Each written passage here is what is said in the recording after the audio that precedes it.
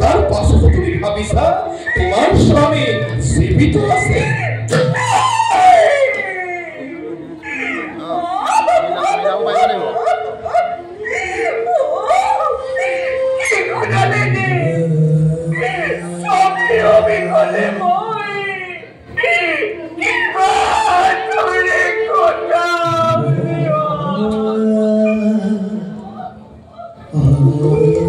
রানী ধৈর্য ধরা রানী, ভবিষ্যৎ চিন্তা করে এই দানব বংশ লাগিব তোমার গর্ভজাত সন্তান। আৰু শুনা ৰাণী, তোমাৰ সহায়ৰ বাবে ৰাণী তোমাৰ সহায়ৰ বাবে দেৱৰাজ ইন্দ্ৰ আজি নিজেই উপস্থিত। হয় ৰাণী, নাজানে আপুনি দানৱৰ চিৰশত্ৰু স্বৰ্গৰ দেৱ পুৰন্দৰ শত্ৰু হৈ দেৱতাই দানৱৰ মংগল কামনা নকৰে কদাপি। নহয় ৰাণী, তুমি ভুল ভাবিছা। দেৱতাই দানৱক কেতিয়াও শত্ৰু বুলি নকৰে, জ্ঞান বৰঞ্চ দানৱই সেই দেৱতাক বাৰে বাৰে কৰে আক্ৰমণ। আৰু শুনা না, তুমি যাক বিপ্ৰ বুলি কৰিছা সম্বোধন, তুমিতো নাজানা ৰাণী, সেয়াই যেনে বিপ্ৰ ৰূপী দেৱ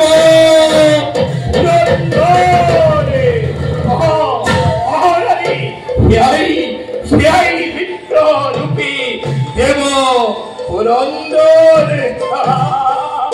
বলা ৰাণী, তোমাৰ মংগলৰ বাবে তোমাক লৈ যাওঁ মই অমৰাৱতীপুৰে। আহা ৰাণী।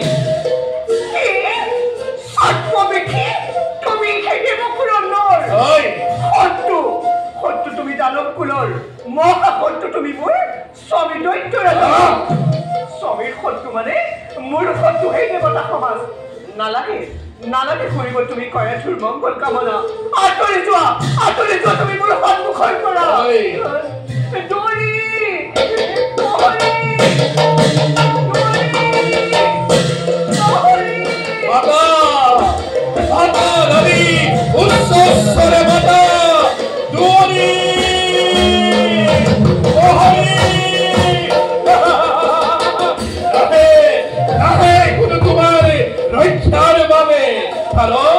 কারণ ধূলি পোহরে নাই কোনো ঘোড়ার জীবিত, সকলোকে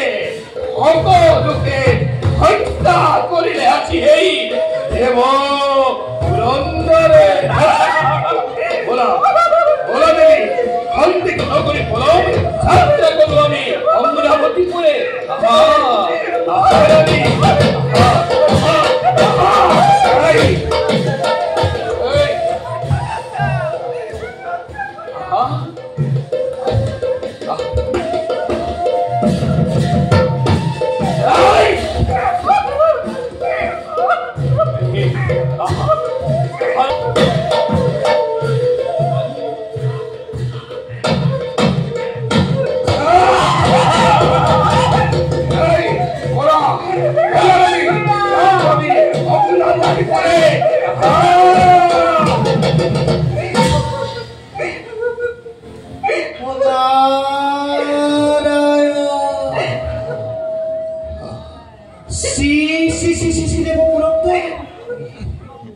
এয়া তুমি কি কাৰ্য কৰিলা? এনে তুমি মতিচ্ছন্ন হৈ পৰস্তিহৰণ কৰিছা বোলে? নাৰায়ণ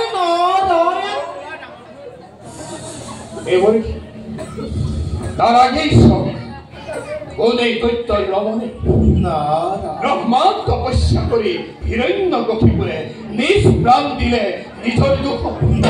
তার এই পত্নী কায়া দুঃখতি বর্তমান গর্ভাবস্থা সেই দেবরী হত্যা করে সেই গর্ভজাত সন্তান আনন্দ অভিমহাতি দেব পুরন্দরে। দেৱব্ৰত জানিব পাৰিনে কোনে দিলে বাৰু তোমাক এনো সমস্যা যাৰ যুগবলে বিশ্বত আতংকৰ কৰিছে ঘোষণা যাৰ যুগবল দেখি যোগেশ্বৰ আজি নিজেই চিন্তিত তেনে দৈত্যপীৰ বাৰু পাৰিনে নীল যাব ইমান সহজতে তাৰমানে হিৰণ্যকশিপুৰ সময়ত তুমি জানিবা সকলো তাৰ আগে সন্মানে এৰি দিয়া গায়ত ৰাণী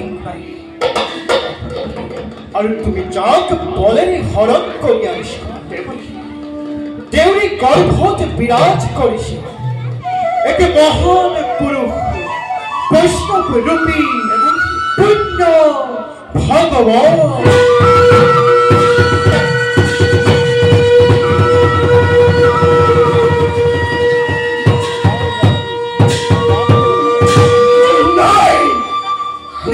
জানিবা দেৱপুৰত তোমাৰ লক্ষ লক্ষ দেৱতাৰ অস্তৰ পাহাৰেও একো অনিষ্ট সাধন কৰিব নোৱাৰিব সেই বৈষ্ণৱ শিৱক ক্ষমা কৰক